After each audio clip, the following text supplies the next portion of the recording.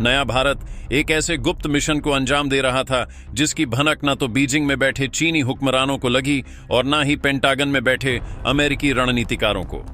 जब दुनिया भारत को सिर्फ राफेल और सुखोई की ताकत से आंक रही थी, तब भारत की खुफिया रक्षा प्रयोगशालाओं में एक ऐसा तूफान तैयार हो रहा था जो आने वाले वक्त में आसमान की जंग के सारे समीकरण बदलने वाला है। यह कहानी उस अनदेखी शक्ति की है जिसे भारत ने चुपचाप हासिल कर लिया है। एक ऐसी प्रौद्योगिकी जो अभी खुद यूरोप के भविष्य के लड़ाकू विमानों के लिए विकसित की जा रही है, वह अब भारत के हाथों में आ चुकी है। सोचिए, एक ऐसा लड़ाकू विमान इंजन जो सिर्फ 5वीं नहीं बल्कि सीधे 6ठी पीढ़ी की क्षमताओं से लैस हो। एक ऐसा दिल जो भारत के स्वदेशी लड़ाकू विमान AMCA उन्नत मध्यम युद्धक विमान को इतनी शक्ति देगा कि चीन का सबसे घमंडी लड़ाकू विमान J-20 भी उसके सामने बौना नजर आएगा। ये कोई मामूली इंजन सौदा नहीं है, ये एक सामरिक तख्ता पलट है जिसने चीन और पाकिस्तान को उन बुरे सपनों में धकेल दिया है जिनसे वे कभी जागना नहीं चाहेंगे। यह उस नए भारत की हुंकार है जो अब प्रौद्योगिकी खरीदता नहीं बल्कि भविष्य की प्रौद्योगिकी का सह निर्माता बनता है। ये कहानी है भारत के 5वीं पीढ़ी के लड़ाकू विमान AMCA के लिए बन रहे एक क्रांतिकारी इंजन की। लेकिन रुकिए, यह सिर्फ एक इंजन की कहानी नहीं है। ये कहानी है 33 साल पुराने एक ऐसे जख्म की, एक ऐसे विश्वासघात की जिसका बदला आज का हिंदुस्तान अपने दम पर अपनी प्रौद्योगिकी से लेने जा रहा है।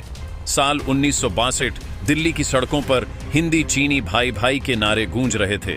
प्रधानमंत्री नेहरू पंचशील के सिद्धांतों पर भरोसा कर चीन को एक दोस्त समझ रहे थे, लेकिन पीठ पीछे चीन के इरादे कुछ और ही थे। उसने दोस्ती का मुखौटा पहनकर हमारी जमीन पर नजरें गड़ाए रखीं। उसने बड़ी चालाकी से अक्साई चिन्ह में सड़कें बना ली और हमारी सीमाओं पर अपनी सेनाएं इकट्ठी करता रहा। भारत उस वक्त अपनी आजादी के शुरुआती दौर में था। हमारा ध्यान देश के विकास पर था। सेना को आधुनिक बनाने पर उतना ध्यान नहीं दिया गया। हमें लगा कि बातचीत से हर मसला हल हो जाएगा, लेकिन चीन ने इसी भरोसे का गला घोंट दिया। 20 अक्टूबर 1962 को चीन ने लद्दाख से लेकर अरुणाचल प्रदेश तक एक साथ हमला बोल दिया। हमारे बहादुर सैनिक, जिनके पास न तो बर्फीले पहाड़ों में लड़ने के लिए पूरे कपड़े थे और न ही आधुनिक हथियार, फिर भी वे अपनी आखिरी सांस तक लड़े। यह युद्ध हथियारों से ज्यादा भरोसे के कत्ल की कहानी थी। उस दिन भारत ने सीखा कि अंतर्राष्ट्रीय संबंधों में भाई भाई जैसे शब्द खोखले होते हैं और देश की सुरक्षा के लिए आत्मनिर्भरता से बड़ा कोई मंत्र नहीं होता।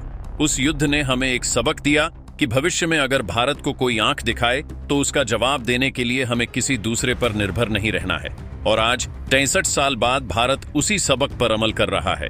AMCA लड़ाकू विमान के लिए यह इंजन सौदा उसी आत्मनिर्भरता और उसी बदले की आग का प्रतीक है जो 1962 से हर भारतीय के दिल में जल रही है। ये इंजन सिर्फ एक मशीन नहीं, ये चीन को एक सीधा संदेश है कि यह 1962 का भारत नहीं है, ये 2025 का वो नया भारत है जो अब धोखा नहीं खाता, बल्कि दुश्मन की हर चाल का जवाब देने के लिए 10 कदम आगे की सोचता है। अब सवाल उठता है कि इस इंजन में ऐसा क्या खास है जो इसे ब्रह्मास्त्र बना रहा है, और इसने कैसे अमेरिका और रूस जैसी ताकतों को भी सोचने पर मजबूर कर दिया है। कहानी शुरू होती है भारत के सबसे महत्वाकांक्षी परियोजना AMCA से। यह भारत का अपना स्वदेशी 5वीं पीढ़ी का अदृश्य स्टेल्थ लड़ाकू विमान है जो अमेरिका के F-25 और चीन के J-20 को टक्कर देने के लिए बनाया जा रहा है। किसी भी लड़ाकू विमान की आत्मा उसका इंजन होता है। AMCA के शुरुआती मॉडल मार्क 1 में तो अमेरिका का F-414 इंजन लगाया जा रहा है, लेकिन असली खेल शुरू होना था AMCA मार्क 2 के लिए। भारत को एक ऐसे इंजन की जरूरत थी जो 110 से 120 किलो न्यूटन का प्रणोद थ्रस्ट पैदा कर सके, यानी इतनी ताकत जो विमान को बिना आफ्टर बर्नर के सुपर क्रूज पराध्वनिक गति दे सके। इसके लिए भारत के सामने दो बड़े खिलाड़ी थे, ब्रिटेन की रोल्स रॉयस और फ्रांस की सैफ्रॉन। यहीं पर भारत के DRDO और GTRI गैस टरबाइन अनुसंधान प्रतिष्ठान ने वह दिमाग लगाया जिसने पूरी बाजी पलट दी।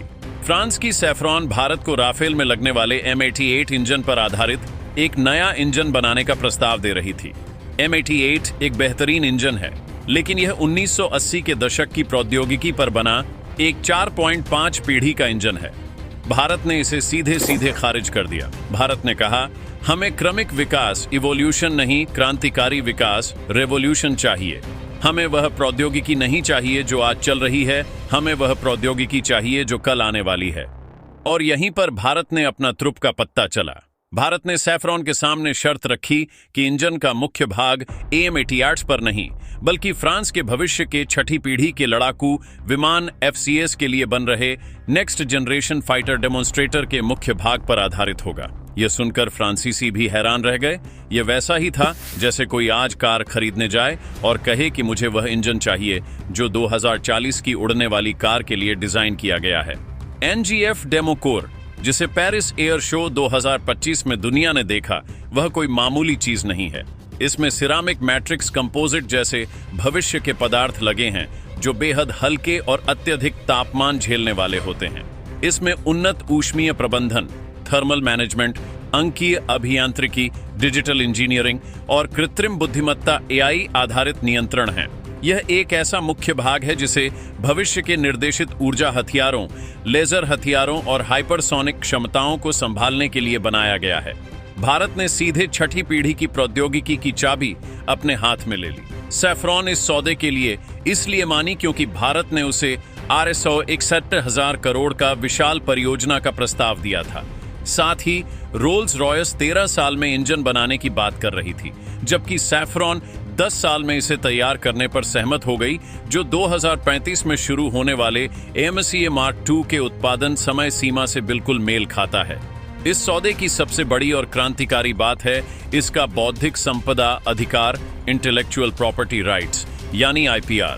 सैफरॉन ने भारत को इस इंजन के पूरे IPR को स्थानांतरित करने का वादा किया है। इसका मतलब समझिए, अब तक हम रूस से सुखोई खरीदते थे तो उसके इंजन की हर छोटी बड़ी मरम्मत के लिए हमें रूस के आगे हाथ फैलाना पड़ता था। हम अपनी मर्जी से उसमें एक पेच भी नहीं बदल सकते थे। लेकिन इस नए इंजन के साथ इसकी बनावट, इसकी प्रौद्योगिकी, इसका हर एक पुर्जा, सब कुछ भारत का होगा। हम इसे अपनी मर्जी से उन्नत, अपग्रेड कर सकेंगे, इसमें बदलाव कर सकेंगे और भविष्य में इसी प्रौद्योगिकी पर आधारित और भी ताकतवर इंजन बना सकेंगे। भारत अब इंजन प्रौद्योगिकी के लिए किसी पर निर्भर नहीं रहेगा। यह आत्मनिर्भर भारत की सबसे बड़ी छलांग है। चीन दशकों से अपने लड़ाकू विमान J-20 के लिए एक भरोसेमंद इंजन बनाने की कोशिश कर रहा है, लेकिन आज भी वह रूसी इंजनों पर निर्भर है। और यहां भारत ने एक ही झटके में छठी पीढ़ी की प्रौद्योगिकी पर न सिर्फ हाथ रखा, बल्कि उसका पूरा मालिकाना हक भी हासिल कर लिया। यह वो सामरिक जीत है जिसकी काट चीन के पास अगले कई दशकों तक नहीं होगी। जब हमारा AMCA Mark II इस नए इंजन के साथ आसमान में गरजेगा तो उसका 120 किलोन्यूटन का प्रणोद चीन के J-20 को बहुत पीछे छोड़ देगा। ये सिर्फ एक लड़ाकू विमान नहीं होगा, ये एक 5+ पीढ़ी का शिकारी होगा जिसकी शरीर 5वीं पीढ़ी का है, लेकिन दिल और आत्मा छठी पीढ़ी की। ये वो योद्धा होगा जो दुश्मन के रडार को चकमा देकर उसके घर में घुसकर हमला करने की क्षमता रखेगा। और यह सब मुमकिन हुआ भारत के अपने कावेरी इंजन परियोजना से मिले अनुभव और GTRI के वैज्ञानिकों की दूरदर्शिता से, जिन्होंने पुरानी प्रौद्योगिकी को ठुकराकर भविष्य पर दांव लगाया और जीत हासिल की। तो आज अगर भारत और चीन के बीच टकराव की नौबत आती है तो तस्वीर 1962 से बिल्कुल अलग होगी। आज का भारत सैन्य और तकनीकी रूप से एक महाशक्ति है। हमारी सेना दुनिया की सबसे अनुभवी और बहादुर सेनाओं में से एक है, जिसे सियाचिन से लेकर रेगिस्तान तक हर तरह के माहौल में लड़ने का अनुभव है। हथियारों की बात करें तो हमारे तरकश में एक से बढ़कर एक तीर है। हमारे पास राफेल जैसा 4.7वीं पीढ़ी का लड़ाकू विमान है, जिसने आते ही चीन पाकिस्तान की नींदें उड़ा दी थीं। ब्रह्मोस प्रक्षेपास्त्र दुनिया की सबसे तेज पराध्वनिक क्रूज प्रक्षेपास्त्र है, जिसे जहाज, पनडुब्बी, विमान या जमीन कहीं से भी दागा जा सकता है, और इसकी रफ्तार और सटीकता का कोई तोड़ चीन के पास भी नहीं है। अग्नि 5 जैसी अंतर महाद्वीपीय बैलिस्टिक प्रक्षेपास्त्र पूरे चीन को अपनी जद में लेती है। यह भारत का वो ब्रह्मास्त्र है जो दुश्मन को सोचने का मौका भी नहीं देगा। हमारे पास S-400 जैसा वायु रक्षा प्रणाली है, जो दुश्मन की प्रक्षेपास्त्रों और लड़ाकू विमानों को आसमान में ही 400 किलोमीटर दूर नष्ट कर सकता है। लेकिन इन सब के ऊपर हमारा असली खेल बदलने वाला होगा AMCA, जो इस नए फ्रांसीसी भारतीय इंजन से लैस होगा। दोस्तों, इस पर अपनी राय कमेंट बॉक्स में जरूर बताएं। इसी तरह की और भी नॉलेजेबल वीडियो देखने के लिए हमारे चैनल TND न्यूज को सब्सक्राइब जरूर कीजिएगा। धन्यवाद।